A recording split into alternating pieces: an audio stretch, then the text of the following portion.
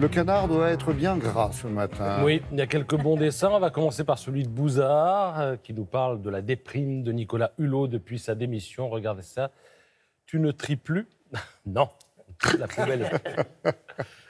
Kiro, sur le même sujet, est assez moqueur envers Ségolène Royal. Je n'étais candidate à rien et personne ne m'a appelé.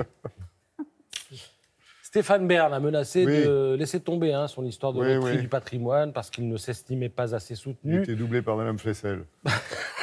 Et voilà, Stéphane Bern fait son hulot, dit le président de la République. Ah bon, il ne veut pas de centrale nucléaire dans le plus beau village de France, demande le Premier ministre. C'est signé Lefred Touron. Lefred que l'on retrouve sur ce dessin, mettant Emmanuel Macron en scène. Il visite une école et une classe pour la rentrée, une vraie galère la rentrée, monsieur. Lui dit le gamin. À qui le dis-tu? Répond le président de la République. Clair. Et puis alors, les Belges, on en a parlé cette semaine, ils veulent supprimer l'accord du participe passé. Il ferait mieux d'accorder les Flamands et les Wallons.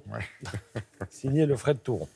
Un mot de cinéma, nous sommes mercredi. Scheherazade, film de Jean-Bernard Marlin, l'histoire de Zachary, un ado délinquant qui a 17 ans et qui est fou amoureux d'une prostituée mineure dont il va devenir le proxénète. Alors, c'est un film où il est beaucoup question de violence sociale.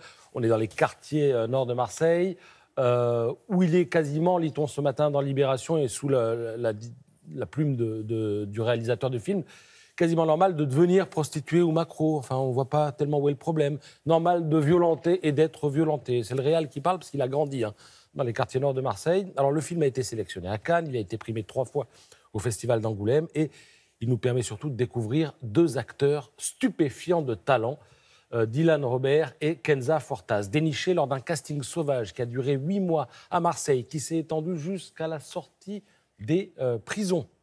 Alors lui, il s'est présenté au casting sur les conseils de son éducatrice pénitentiaire, lirez-vous dans le journal ce matin, et elle s'est présentée au casting, elle a mis les pieds sur la table, et elle mâchait des chewing-gums comme ça.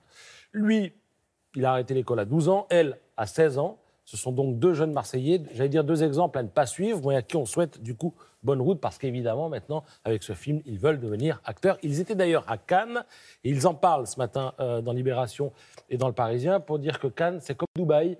T'as les pieds sur terre, mais t'es pas de ce monde.